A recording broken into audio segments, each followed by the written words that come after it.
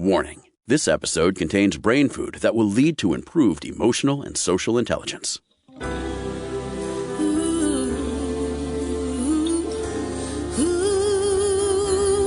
Give us 1 hour and we'll help you change the way you think about happiness.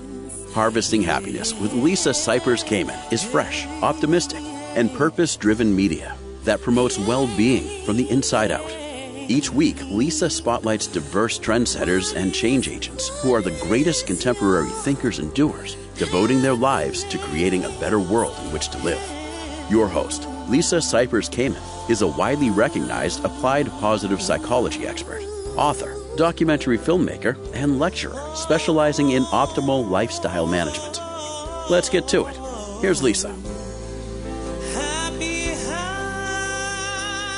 Good morning, good afternoon, and good evening, wherever you are. Thanks for joining us on today's show, where you will learn about positive parenting that raises optimistic and self-assured children. My first guest is Dr. Tina Payne Bryson, and this episode originally aired in November of 2018. Let's get to it. Dr. Tina Payne Bryson is the co-author, as I mentioned, along with Dan Siegel, of The Yes Brain, as well as 2 New York Times bestsellers, The Whole Brain Child and No Drama Discipline, each of which has been translated into over 30 languages. She is a psychotherapist and the founder as well as executive director of the Center for Connection and Play Strong Institute in Pasadena, California, where she offers parenting consultation and provides therapy to children and adolescents. And she's also the mom to 3 boys. And she's with me, and I'm so happy about that. Tina, thanks for joining me on the show. Lisa, thanks so much for having me. I always love to get to talk about the books and the ideas and what it's like to actually do the in the trench parenting work and how those ideas actually kind of what they look like and how we wrestle with them in our everyday lives.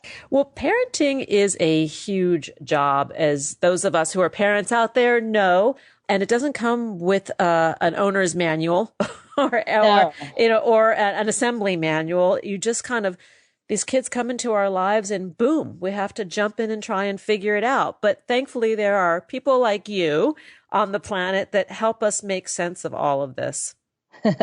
Or help us at least learn how to be gentle on ourselves when we can't make sense of it. Yeah, so true.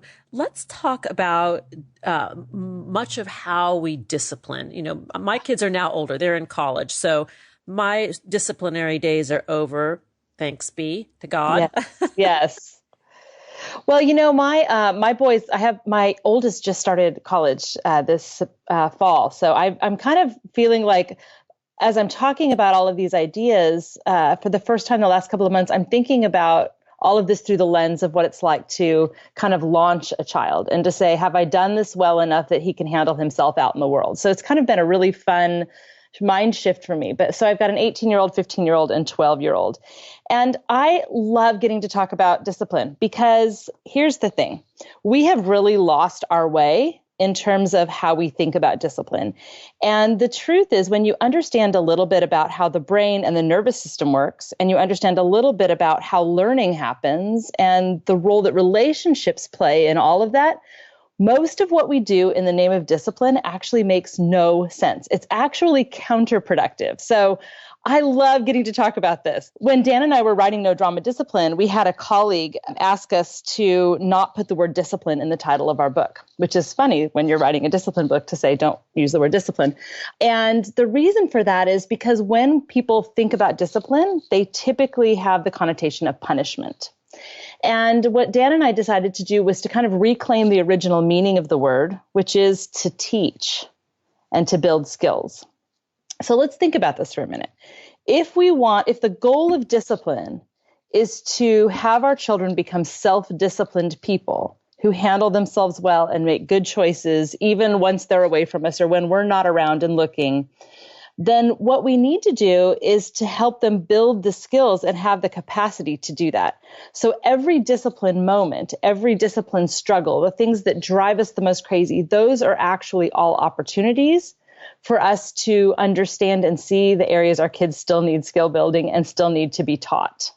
It's interesting you talk about discipline in punishment, because I can look back on the times that were challenging with my kids when they were in their adolescence and teens that really were sort of, like hair-bending moments. And I realized that the yelling and screaming did absolutely nothing, that it was more about the leading by example and hoping that it would catch on eventually.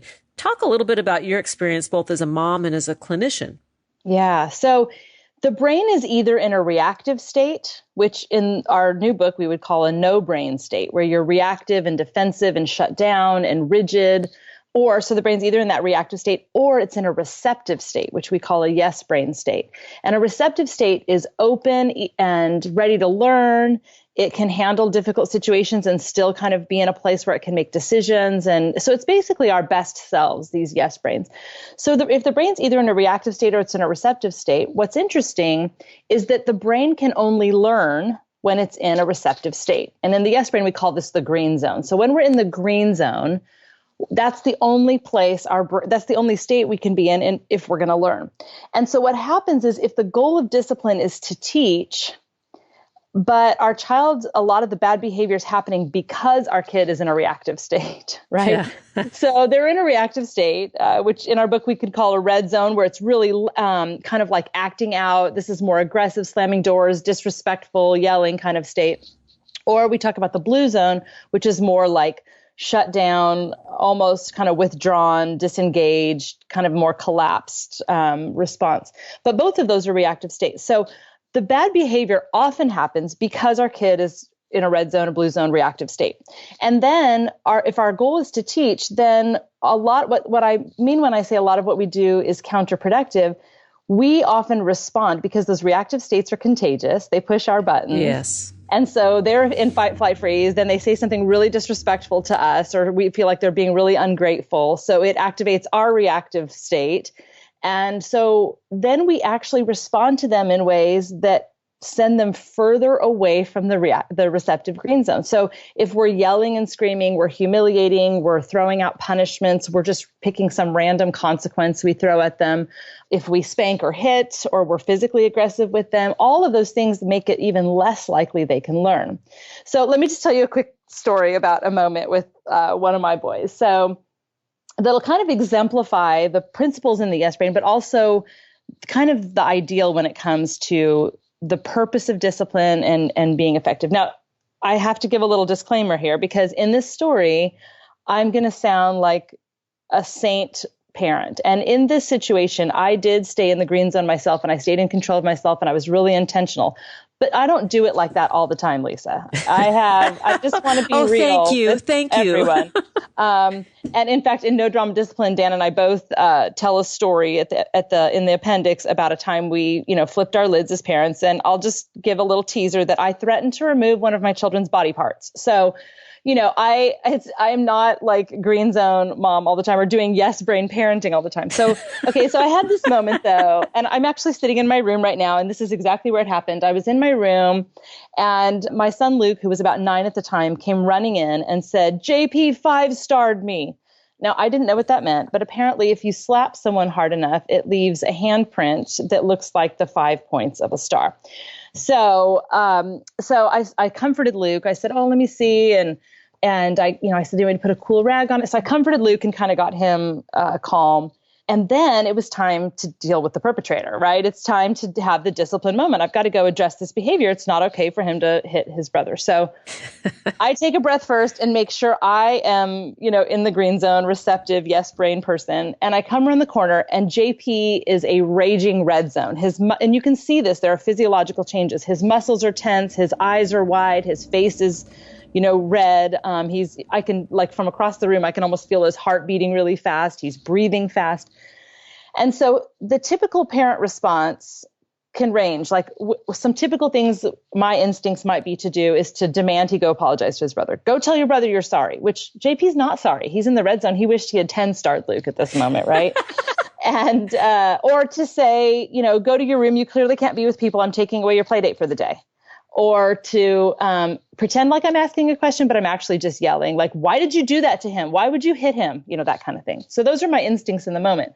But none of those things teach lessons, and they make him probably more reactive But I got to get this kid in the green zone if I'm going to teach him anything. So in the name of discipline, I actually do something very countercultural, but based on a lot of science. And what I do is I actually soothe him. I connect with him. And what my job is to calm down the reactivity in his whole nervous system and brain and body so that he can get to a receptive state so I can deal with teaching him, right? That's the whole point. So I reach my arms out as if he had been physically hurt. So he's in emotional pain, but I respond like I do when he's physically hurt. And I say, oh, JP, you're so mad. Come here. What happened? And I try and hold him. And he doesn't really want to be held. He's kind of, still too mad to kind of be still enough to even be held. And he starts telling me about what his brother did to him and how it was really unfair. And I tried to use my words and blah, blah, blah. So he said, so I 5-starred him.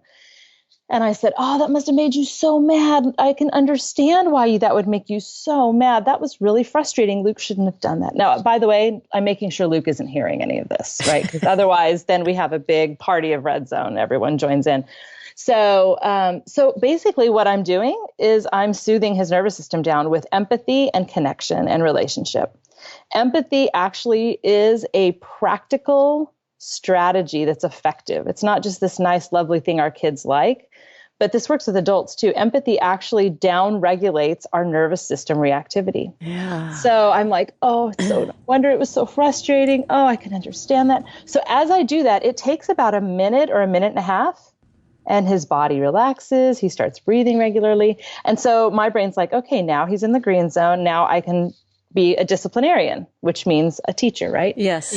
So then I say, sweetie, you really hurt Luke. And I allow him to feel not shame, where like you're a horrible, defective human that will never be better, but healthy guilt, where where he can kind of go, oh, and I say, you really hurt Luke. And I pause and I let him kind of sit in that feeling for a minute. And his head kind of tips down. And that's a really powerful disciplinarian there, right there, just letting him feel that. And I say, I can see you feel bad. It's okay to be angry, but you can't hurt.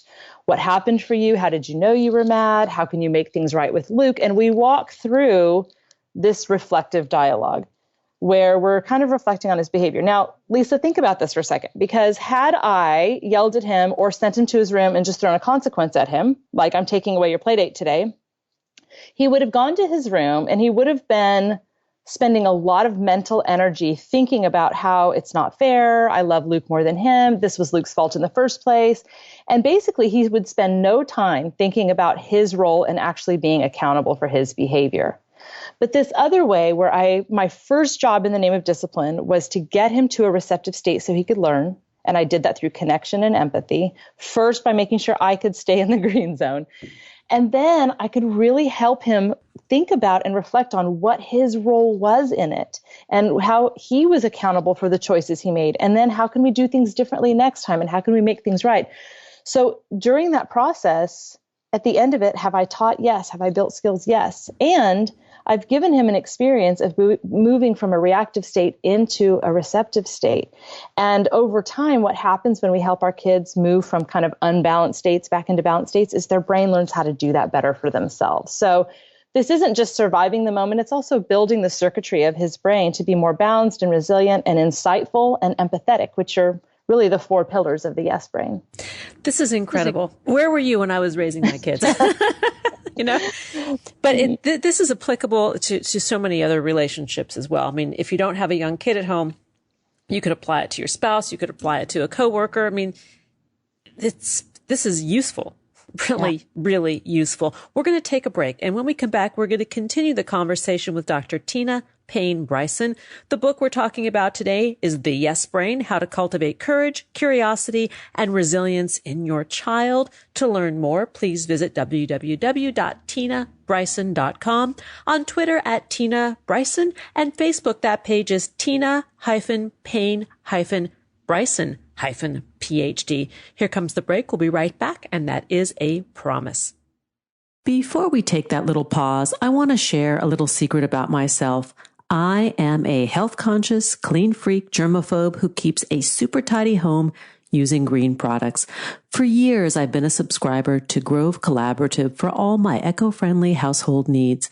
So I'm super excited to show some love for today's sponsor, Grove Collaborative, delivering a greener clean to keep your home and our world spotless with earth-friendly cleaning essentials. Healthy, plant-based, non-toxic cleaning products do work, and the good ones are actually more enjoyable to use. But where do you start and who do you trust? That's where Grove Collaborative comes in. Grove is the online marketplace that delivers healthy home, beauty, and personal care products directly to your doorstep. Grove Collaborative takes the guesswork out of going green. Browse the site for thousands of home, beauty, and personal care products, all guaranteed to be good for you, your family, your home, and our world. With Grove, it's a one-stop shop for all your natural goods. This saves time, money, and hassle. I'm a huge fan of 7th generation disinfecting wipes. Join me and more than 2 million households who trust Grove Collaborative to make their homes happier and healthier.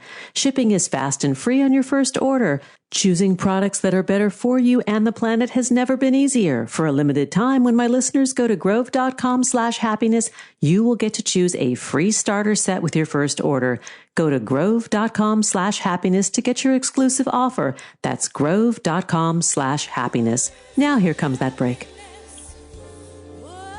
To learn more about cultivating sustainable well-being at home and the office, visit harvestinghappiness.com and explore Lisa's experiential on-site brain fitness workshops, corporate programming, and speaking engagement services.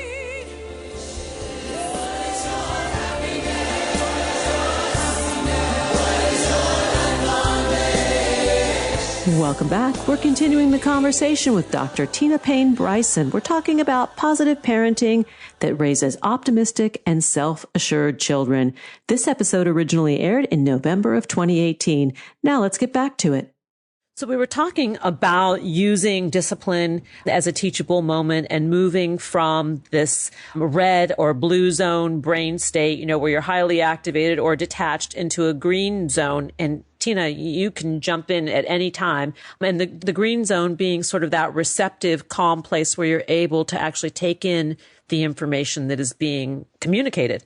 That's right. And so I think, one of the things that we do is to say, okay, if my child is like going out of the green zone all the time, when I think about the behaviors that most concern me, that most drive me crazy, I think, okay, behavior is communication. So when my 8th grader comes to me at 6 p.m. on a Sunday night and says, Mom, can you take me to Michael's craft store? I know he's not a crafter. Like, he has a project due the next morning, And so in that moment, I'm really mad and I'm saying cuss words in my head and I'm just really frustrated with him. And, and I launch into the lecture of, you need to be more respectful of my time. You think I can just drop everything and whatever. But a couple days later, I went, oh, he told me something. He was like, Mom, I don't have the executive function skills down pat yet to plan ahead and think about the materials I need and when I need, So that meant if I wanted to change his behavior, I needed to change mine. So I needed on Fridays to look at his stuff with him and do some practice with all of that. So I think the things that send your kids out of the green zone or the behaviors that drive you crazy or that upset you, those are your kids saying, I need skill building in this area. So it's really helpful to think about behaviors, communication,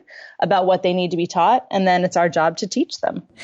I love how you approach all of this through empathy. That, and you and I during the break, we were talking about sort of the sweet spot or the honeypot of empathy and what it buys us, really. It's funny. I know a minute ago I said empathy is a practical strategy, but I was talking to a huge room full of educators a couple of weeks ago. And this teacher raised her hand and she said, I love what you're saying, but I just really want a practical strategy. And I said, empathy is a practical, effective strategy. And it is. I think, empathy, and this applies to every human relationship, like you said, even if you're not a parent. This works with people because it's based on how the brain and the nervous system works. And as mammals, we are wired that in our states of distress, we have a mammal instinct to go to someone who will help us feel connected and protected. And that's called attachment or secure attachment. So what empathy is practical in that we know that someone sees our needs and they're going to help us through them. And so that allows us actually to feel physiologically safer. And when we feel safe, the brain knows it can kind of calm down, the nervous system can calm down. So empathy is a super practical strategy in any relationship. It just works. But I think the other part of empathy is, there's many facets to empathy. Of course, feeling with someone or taking their perspective. But one of the things Dan and I wrote about in the Yes Brain empathy chapter is that there's this other piece of, as you know, people were talking about how is there such a thing as too much empathy, and there can be empathy burnout and all of that. But we have to think about there are many forms of empathy. And one is this idea of compassionate joy, which is where we can feel joy in reducing the suffering of another. And we can build this with our kids out in the real world and kind of fine tune their empathy radar to think about how they can help other people. We want them to be change makers in the world and to, be people who contribute in the world. So, I had like a typical moment would be like you're at a restaurant and you've got a waiter that maybe is kind of rude and short in his responses. And, my instinct immediately is to be like, why is he acting like that? What's his problem? Or whatever, to kind of go to that place. But if we're being intentional about cultivating empathy in our kids, this is an opportunity. And we can say, gosh, he seems like he's having a hard day. I wonder if something's going on with him.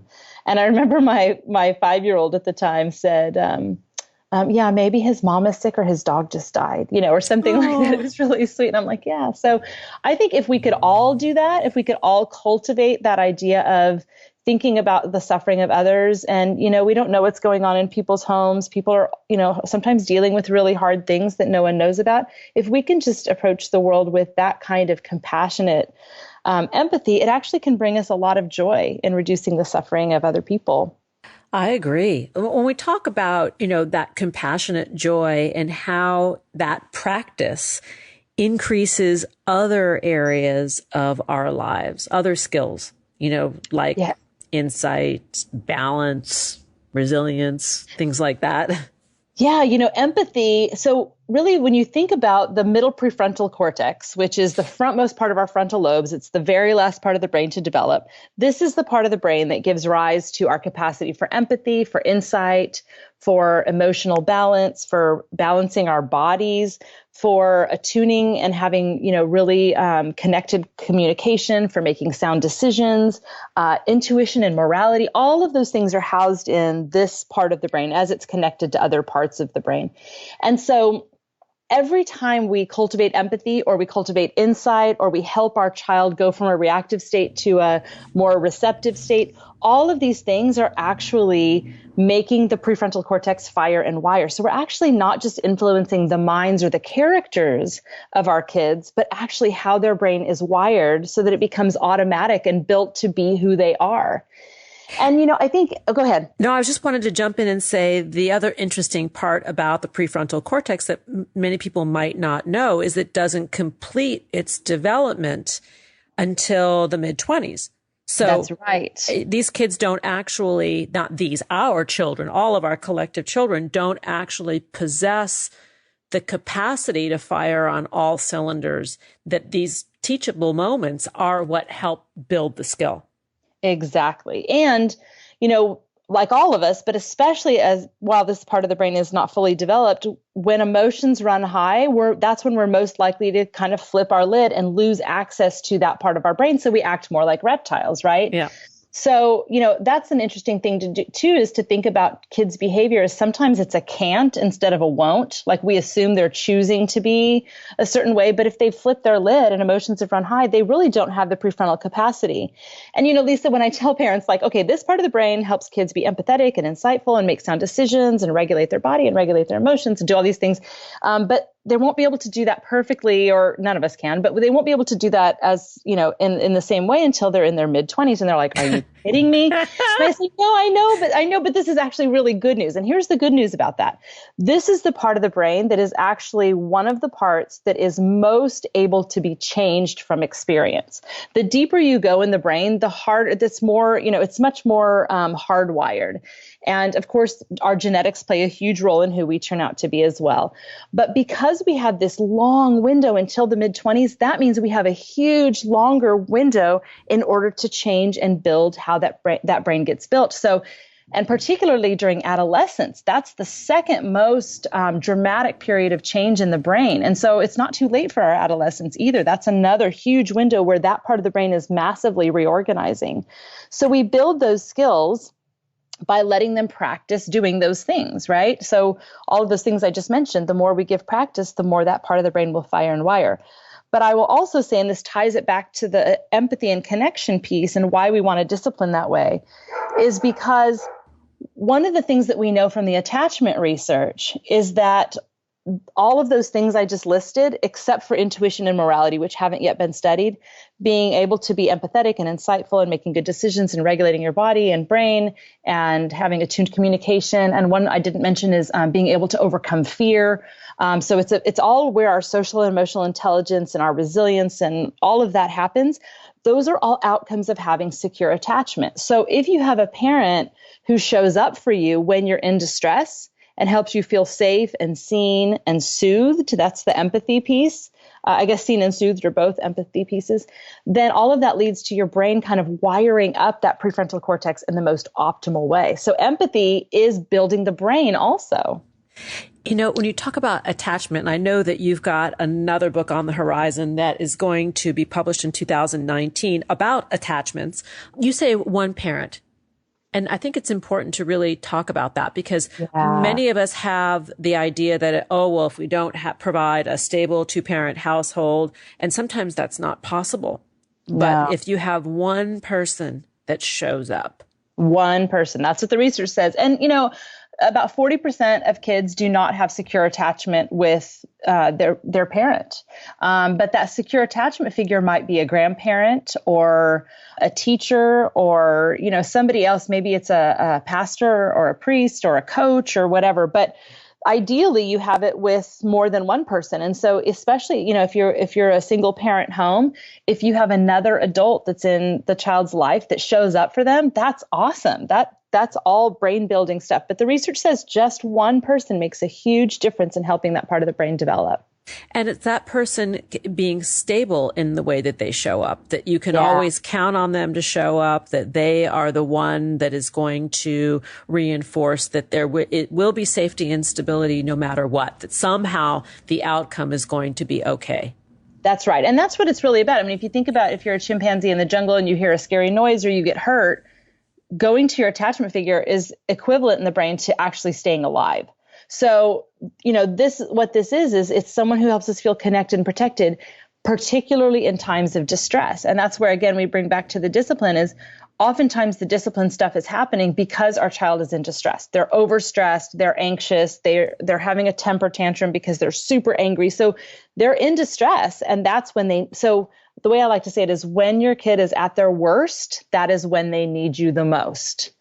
And they need us to kind of be a safe haven, which requires for us to take good care of ourselves so that we have the capacity to do that, to show up for them. And I do want to say one other thing about this, Lisa, is that we don't have to show up perfectly either. We don't have to be perfect. And the research is really clear that, some of the figures are saying that if a parent shows up and helps their kid feel safe, seen, soothed, and secure around 30% of the time, they can still have secure attachment with us. So this is really great news. We don't have to be perfect. And the key is that when we have ruptures or when we mess up, or when we don't make our kids feel safe or seen or soothed or secure that we will love them forever, we just repair and we say, I really wish I had handled that differently. I'm really sorry. I lost my mind and I'm going to go think about that. And was that scary for you? And you show up for them then after the fact. Well, and that willingness to be vulnerable and self-effacing and understand that as a parent, we do mess up. I mean, that's just it's part of the job. And I think together in that dance with our kids is where that skill building and relationship building talent is acquired, right? That's how we learn. And then they also learn to widen their window of tolerance. That's a Dan Siegel phrase, the window of tolerance, to widen their window of tolerance for having conflict in a relationship and then walking through the hard part of getting things back on track. And so it prepares them to be in relationships with siblings, with friends, with significant others. And it also models for them how to make repairs. When we show up and say, wow, I didn't do that well, and we apologize in a way that feels good to them, they learn how to do that too. Yeah, they do. Dr. Tina Payne Bryson, I hope you're going to come back, hopefully with Dan Absolutely. Siegel, and we'll talk about the new book, The Attachment Book, in 2019. To learn more about the work of Dr. Tina Payne Bryson and the Yes Brain, how to cultivate courage, curiosity, and resilience in your child, please visit www.tinabryson.com, on Twitter at Tina Bryson, and on Facebook, that page is Tina Payne Bryson, PhD, and there is a hyphen between each of those words. Tina, you are a delight. I'm so happy we got to hang out. Me too, Lisa. That was really fun. Here comes the break. We'll be right back. Did you know that happiness is actually good for your health? Happy people live longer, are more productive, and make better partners, parents, and professionals. Connect with us on Facebook at Harvesting Happiness and follow Lisa on Twitter at Lisa Kamen for a daily dose of inspiration.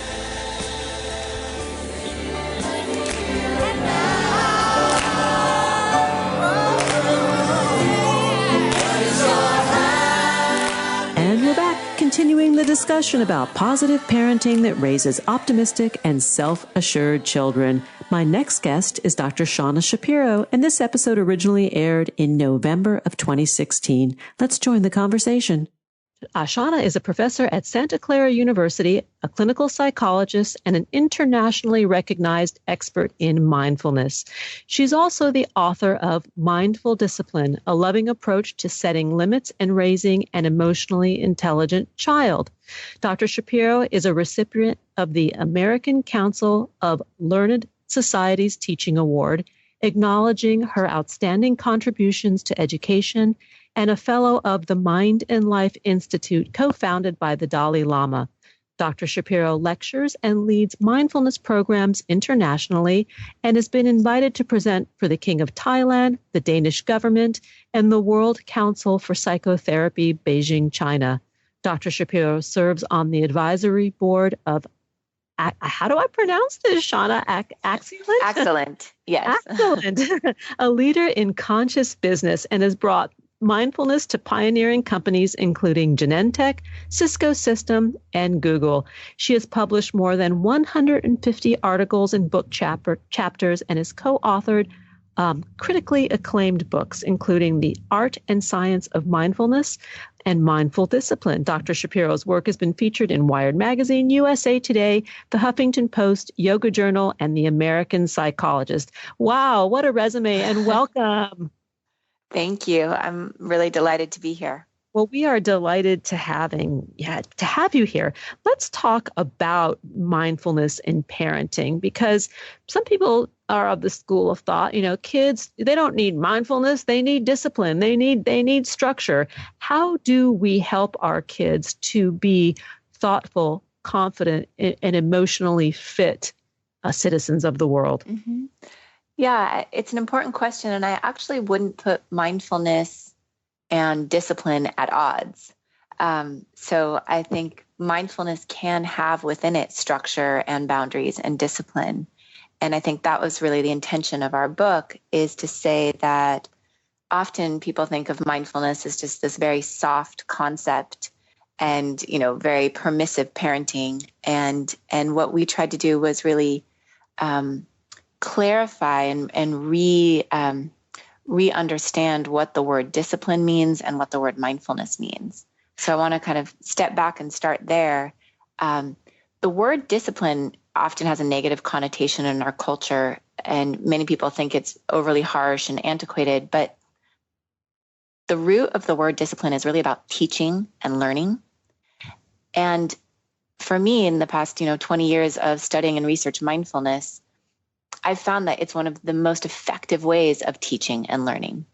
And so I want to explain to you a little bit why. First of all, mindfulness, the definition is to simply be present in a kind, open, curious way with whatever's happening. So even right now, you and I can be practicing mindfulness as we listen and as we speak. So mindfulness has these three elements: intention, which is simply knowing why you're doing what you're doing, what's important to you; your attention, which is present moment awareness; and then your attitude, which is how you pay attention, with kindness, with openness, with curiosity. And so mindfulness is kind of the awareness that arises when I'm intentionally paying attention in this kind way. And what's interesting, it sounds pretty simple, right? Just be present in a kind way, but it's actually quite challenging. In fact, I'm sure the listeners right now have noticed that their minds has wandered off. You know, you and I have been speaking for maybe 3 minutes, but the mind wanders. And so part of mindfulness is learning how to train the mind to be here. Research from Harvard shows the mind wanders approximately 50% of the time. So that's about half of our life that we're missing, that we're not here, right? And if you think about it in terms of parenting, we're missing a lot of the moments with our children. And so I think the first step is really just to wake up, just to become more present and more here, which is where we already are. You know, I completely agree with you. I think that, you know, the word discipline, as a parent, comes to mind something that is very structured and very, very linear. And I think for me, and this is really semantics of words, that the practice, you know, when I look at discipline more as a practice, which mindfulness to me is a practice. Yes. It is a little bit more friendly. And that's why I sort of challenged the word discipline in the beginning. And by the way, as a parent, I know full well that discipline sometimes is in order. You know, that right. is very aware and mindful to discipline a child that needs it. But this concept of being friendly and gentle with this practice of how we train our minds, I think is something that you do in your research. Exactly. And I think when we see discipline, again, as a way to teach and as a way to learn, it really changes the feel of the word. So the other thing that I was going to explain is how mindfulness is helpful in terms of teaching and learning, which is how I view disciplining, is that when you know, traditionally we think of discipline, we think of kind of this harsh, maybe even judgmental or shaming, you know, interaction between parent and child. And what we've learned is that when children, or any of us, adults as well, when we feel shame, the centers of the brain that have to do with learning and growth shut down. So if I'm shamed or I'm afraid, or, you know, I'm being told in school or by my parents that I'm doing something really wrong and they're making me feel badly about it, it actually prevents me from learning and changing my behavior because I shut it down. What's interesting is the alternative is this kind attention that we've been talking about. It actually releases dopamine in our system and it turns on all the learning centers of the brain. So true and lasting change and transformation requires kind attention. Yeah. And basically, kind attention is the shorthand definition of mindfulness, right? Because I talked about your attention and then how you pay attention, your attitude. And so this kind attention is mindfulness.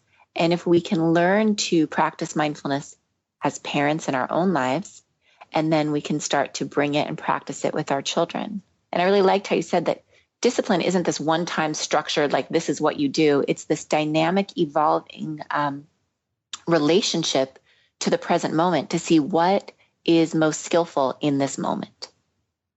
Yeah, and this is very, very powerful for kids to learn at a young age. Those of us who practice mindfulness and meditation know the challenges that we have keeping on point. And I mean, I know for myself, and I'm guessing you as well, that you don't have the expectation of always being fully present. You just you do and be, and sometimes we're more successful than others at this whole process of just learning to be with ourselves, which I think we're very frightened of, a lot of us. Absolutely. And I think it's what you're saying is really important, is that this is not about being perfect. This is not about doing it right all the time. Certainly none of us are present every single moment. And certainly none of us are perfectly kind and equanimous in every moment. And so the other piece of mindfulness and mindful discipline is really how you approach mistakes, how you approach when you didn't do it perfectly, and the importance of repair. And again, this is where self-compassion and kindness are so essential, because if we shame ourselves, if we beat ourselves up for not doing it perfectly with our children, it doesn't help us learn. All it does is, cost us energy and take us away from our children even more.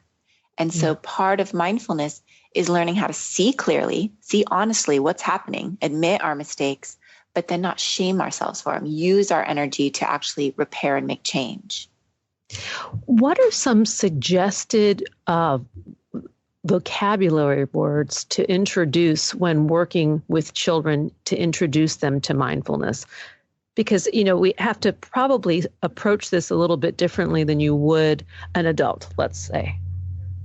Right. I think the most important thing with children and mindfulness is to make it natural and fun and kind of use their everyday moments in their everyday life to explore it, as opposed to having it be this structured thing that we're imposing upon them. So, having them do actual experiential practices of mindfulness is one way to help just introduce it in a very gentle way.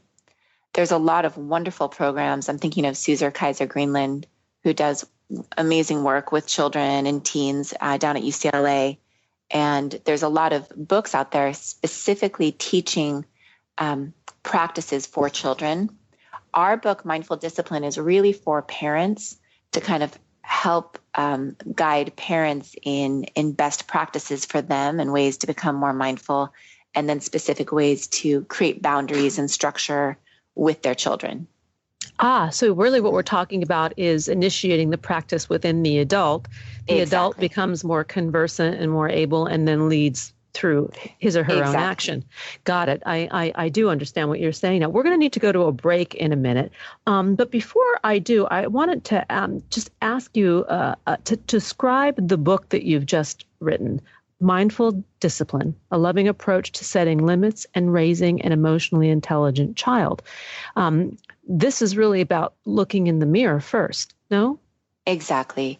One of the books, that we were both, my co-author, who's a pediatrician, Dr. Chris White, one of the books we were both inspired by is a book by Dan Siegel called Parenting from the Inside Out, where we really need to start with ourselves, because what we model to our children, how we live, the emotional energy that we bring to them is going to impact them more than anything else. So if we just learn the perfect words and practices, and tie it up in this golden bow, it doesn't have the same impact.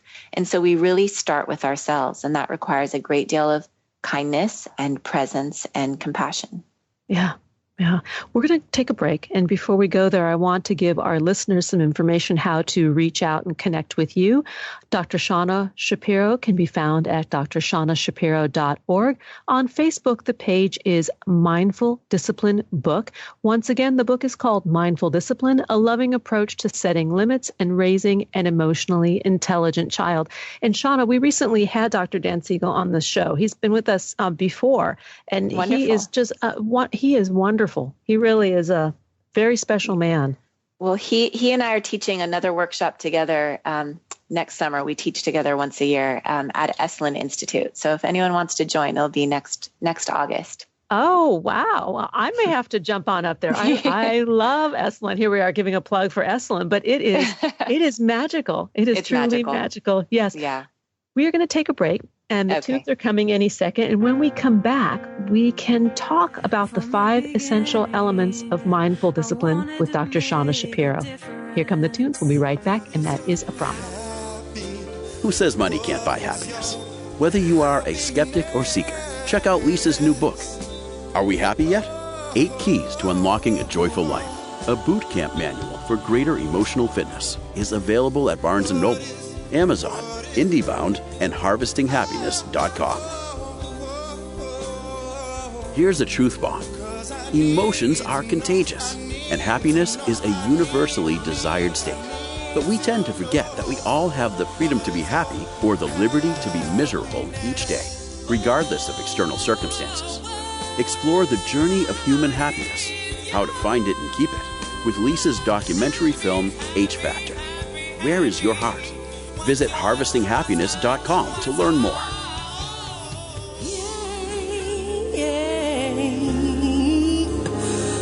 What is your happiness? And we're we're back, continuing the conversation with my guest, Dr. Shauna Shapiro. This episode originally aired in November of 2016. We're talking about positive parenting that raises optimistic and self-assured children. So, Shauna, prior to the break, we agreed we were going to get into the 5 essential elements of mindful discipline. And I would love for you to share with our audience what those are. I mean, I know that unconditional love is primary numero uno. Talk a little bit about really what that means. Yeah, so unconditional love is the foundation, and it's really where it all begins, because if you don't have that loving connection with your child, if you haven't created a safe environment, then there's no connection from which to make boundaries. And so, a lot of times parents can get compliance by using strong discipline, but the attachment bond, the connection between parent and child is the most important. So even if you get short-term good results, you lose in the end.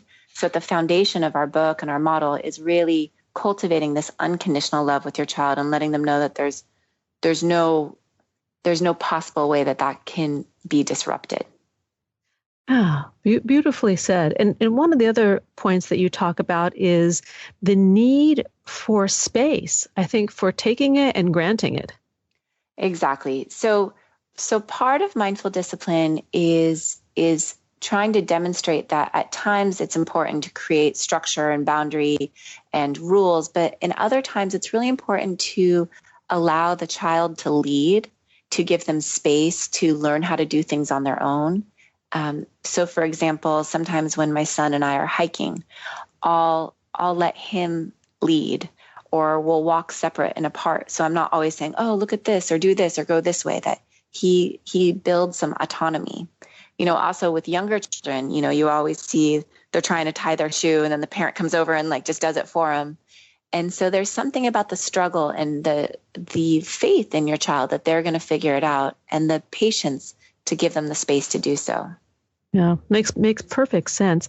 And next of the essential elements is the concept of mentorship. And we often don't think of ourselves as mentors being parents, but yet we're the primary teacher. I mean, this is where it starts.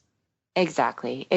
So children need mentorship and healthy boundaries. And basically mentorship just provides the modeling and the direct building of skills that we can offer our children.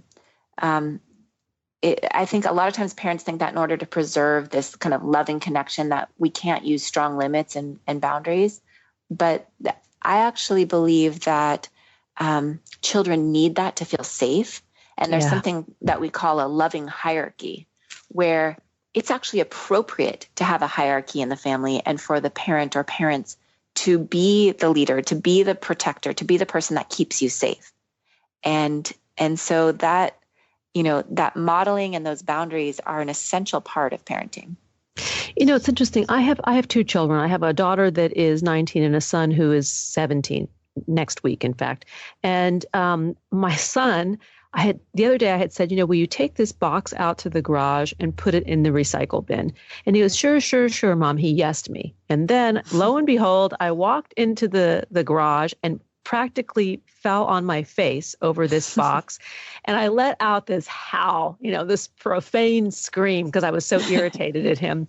And I moved the box to where his car would normally reside. And I just sent him a text saying, the box is waiting for you when you get home. I love you. Okay.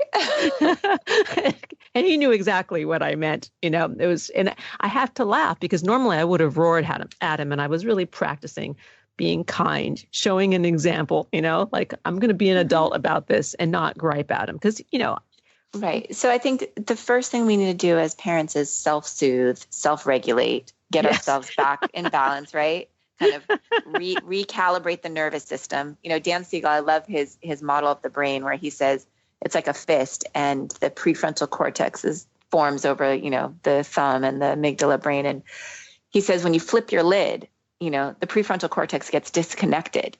Yeah. And then we're not rational beings. We're offline. We're like 5-year-olds. And so savage.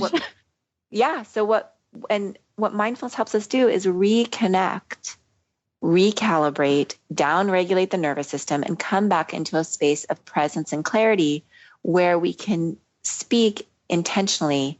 Because so often when we speak reactively, we cause harm. And one of my teachers said, you can never call your words home.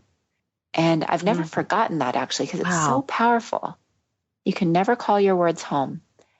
And so I think part of the practice for me as a parent, because I tend to be somewhat emotional and reactive, even though I'm a meditator, is that pause, is just really coming back to what's my deepest intention? What is most important right now? Yeah. If we have time, I'll actually give you a short example of that with my son. Please. Yeah. I would love to have an example. I shared my story with my son. It was moderately successful. Now I want to hear professionals.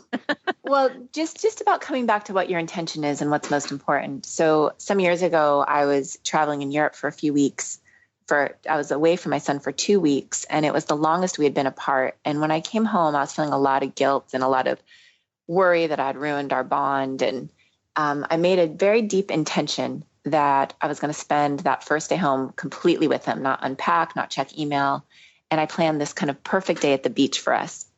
So as I'm preparing everything, getting the picnic, everything ready, I'm like, Jackson, you ready to go to the beach? And he's like, no, I don't really feel like going to the beach. I'm like, what? We're going to the beach. I'm going to show you what an amazing mom I am, right? He's like, oh, fine. So he gets on his swimsuit and we're going outside. I've packed up the car and he walks out the front door and he just sits down on the front porch. And I'm already at the car ready to go. And I'm like, Jackson, come on. And he just sits there, doesn't even look up. And so I'm standing there and I notice impatience and frustration start to arise. And I kind of am on my agenda, right? Right. And then I remember, what's my intention? I just want him to know I'm home and I love him and I want to connect. What's the most important thing?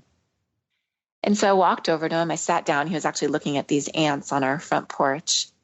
And I sat next to him and there was this moment where I could feel the sun on our backs and I could feel his little body kind of leaning into mine. And that was it. That was the most important thing. Yeah, that was the moment, the golden moment. That was the moment. And yet we forget. We forget and we get reactive and we get impatient. And so part of mindfulness is just slowing us down and helping us remember this is what's most important. Yeah. Beautifully said. So we've got the unconditional love, space, mentorship, healthy boundaries, and then mistakes, the gifts of imperfection, right? Yes. And we talk about mistakes as really seeing them as opportunities that maybe they could be beneficial and nourishing rather than simply being bad and wrong. As parents, we often think that we're not doing it good enough. And by making mistakes part of parenting, we can learn from them and they can enhance our vulnerability, our authenticity, our connection to our children. Really, we see mistakes as the opportunity to be responsible and to try to own our imperfections, model that it's okay without shame, and then make things right and repair. So in this way, we model to our children, it's okay to mess up. We don't have to be perfect. We're still lovable. Yeah. And this is a really, really good point, and one that I encounter practically every day, not just in my own personal life, but with clients and working with them, is that fear of failure and perhaps reframing the relationship of what failure is, which is really an opportunity to, get up and do it again. Try again. Try something differently. That's all it is. I mean, that's what Ram Dass, he says, you fall off the path 1,000 times. The trick is to get back on 1,001. Yeah, exactly. Right? We just over and over again. And what really prevents us from climbing back on is the shame, because we get stuck and lost in it, and it saps our resources and our energy. Instead of focusing on what we want, we kind of, we spiral down into kind of the depression of what we didn't do. And shame, is such a hot topic these days. And the idea of being in shame is that feeling as though that I am bad. Not that I've done something bad or wrong, exactly. But that the essence, the core of me as a human being is unworthy of love, connection, belonging, and all of those things that are intrinsic to our well-being and our happiness. Exactly. And that's why for me, understanding mindfulness and really clarifying what it is, that mindfulness is not just about paying attention. It's about paying attention with kindness and compassion. Yes. So that we start carving out these neural pathways of kindness and compassion that can help prevent the amount of shame and self-judgment that so many of us carry. We are almost out of time, and I wanted to just touch upon one more point with you, which I think may strike our listeners as a bit of a surprise, and how mindfulness leads to transformation, because the state of mindfulness is one of being with what is in our presence, but it's actually possesses is pregnant with potential to lead us across the threshold to transcendence and transformation. Yeah, I do believe that mindfulness is one of the most effective vehicles of transformation. And it's interesting because it is a little paradoxical. It's by resting into the present moment, we're able to gather all of our resources. And by doing that, we're able to see clearly what the next step is.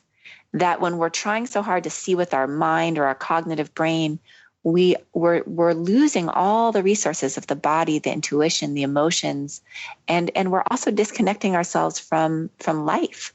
And so what mindfulness does is it allows us to connect deeply with everything, to sense our interconnectedness, and then to move from there, from a place of our whole being.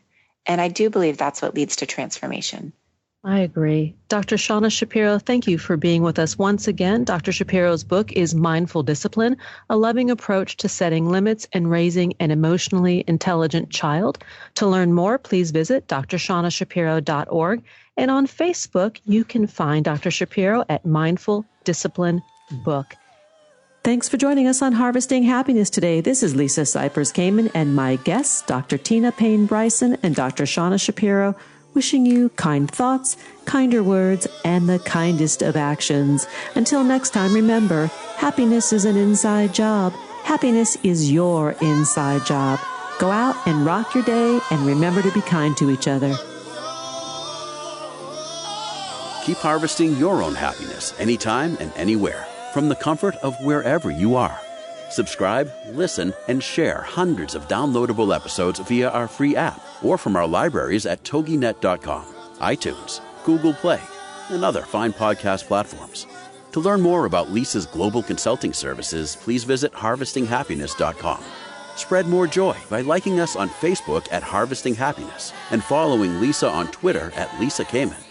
Harvesting Happiness is produced in collaboration with TogiNet Radio, KBUU Radio Malibu.net, and is available on PRX, the Public Radio Exchange.